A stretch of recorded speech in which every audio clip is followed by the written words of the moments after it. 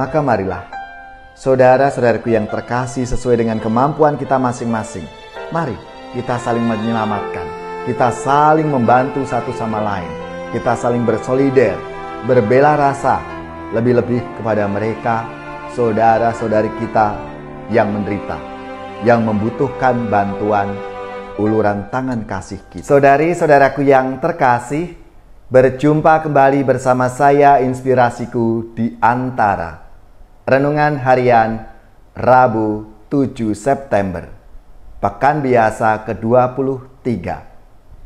Semoga kita bersama keluarga dan komunitas kita selalu dalam keadaan baik, sehat, dan tetap bersemangat. Marilah kita mengawali renungan kita hari ini dengan tanda kemenangan Kristus. Dalam nama Bapa dan Putra dan Roh Kudus. Amin. Allah Bapa yang Maha Setia, Engkau senantiasa menyertai langkah hidup kami. Bantulah kami untuk tekun dan setia mengikuti Yesus Kristus Putra-Mu, jalan, kebenaran, dan hidup kami. Bantulah kami untuk mengarahkan hati kepadamu dan menjauhkan diri dari segala dosa. Sebab Dialah Tuhan pengantara kami, yang bersama dengan Dikau dalam persatuan Roh Kudus, hidup dan berkuasa, Allah sepanjang segala masa. Amin. Dalam nama Bapa dan Putra dan Roh Kudus. Amin. Inspirasi kita hari ini dari Injil Suci menurut Lukas bab 6 ayat 20 sampai 26. Mari kita siapkan kitab suci kita masing-masing. Kita akan membaca bersama dan merenungkannya. Pada waktu itu, Yesus memandang murid-muridnya lalu berkata, "Berbahagialah hai kalian yang miskin, karena kalianlah yang empunya kerajaan Allah. Berbahagialah hai kalian yang kini kelaparan, karena kalian akan dipuaskan. Berbahagialah hai kalian yang kini menangis, karena kalian akan tertawa. Berbahagialah bila demi Anak Manusia kalian dibenci, dikucilkan, dan dicela serta ditolak. Bersukacitalah dan bergembiralah pada waktu itu, karena secara itu pula nenek moyang mereka telah memperlakukan para nabi. Tetapi celakalah kalian orang kaya, karena dalam kekayaanmu kalian telah memperoleh hiburan. Celakalah kalian yang kini kenyang, karena kalian akan lapar. Celakalah kalian yang kini tertawa, karena kalian akan berduka cita dan menangis. Celakalah kalian jika semua orang memuji kalian, karena secara itu pula nenek moyang mereka telah memperlakukan nabi-nabi palsu." Demikianlah sabda Tuhan. Terpujilah Kristus. Saudari-saudaraku yang terkasih, sabda Tuhan hari ini menampilkan dua buah daftar kontras mengenai orang-orang yang berbahagia dan orang-orang yang celaka.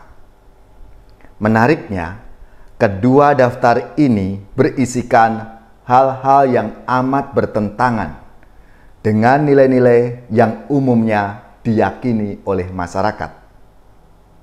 Bagaimana mungkin kita bahagia di tengah penderitaan?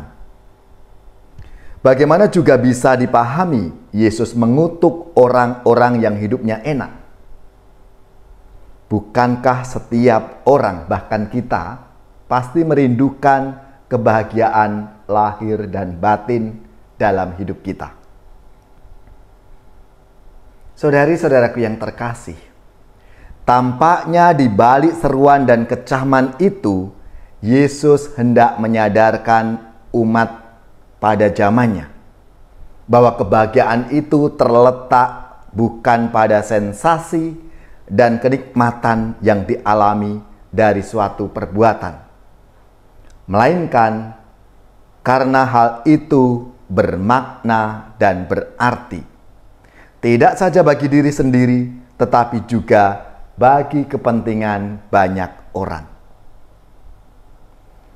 Celakalah orang-orang yang hanya mencari kenikmatan dan sensasi dari perbuatannya, karena mereka tidak pernah akan merasa puas. Celakalah orang-orang yang mencari nikmat untuk dirinya sendiri dan lupa untuk membahagiakan orang-orang lain dengan apa yang ada padanya. Saudari-saudaraku yang terkasih, kalau kita refleksikan, kita renungkan dalam hidup kita masing-masing, seruan dan kecaman Yesus ini tentunya masih berlaku untuk zaman kita. Di tengah situasi yang sulit seperti ini, orang-orang cenderung untuk menyelamatkan dirinya sendiri. Hal itu tentunya tidak keliru. Akan tetapi, adakah kebahagiaan bagi kita jika hanya kita sendiri yang selamat? Bukankah lebih membahagiakan jika kita selamat bersama-sama? Maka marilah, saudara-saudaraku yang terkasih, sesuai dengan kemampuan kita masing-masing, mari kita saling menyelamatkan, kita saling membantu satu sama lain, kita saling bersolider, berbela rasa, lebih-lebih kepada mereka, saudara-saudari kita yang menderita, yang membutuhkan bantuan uluran tangan kasih kita. Mari kita mohon rahmat-Nya supaya kita diberi kemampuan dan keberanian untuk membantu sesama kita. Ya Tuhan, terima kasih karena Engkau telah menyadarkan kami bahwa kebahagiaan terletak bukan pada pemuasan keinginan kami sendiri, melainkan dalam melakukan hal-hal yang baik, yang bermakna untuk hidup kami. Semoga kami dengan tekun dan setia memilih hal-hal yang bermakna dan berarti dalam hidup kami.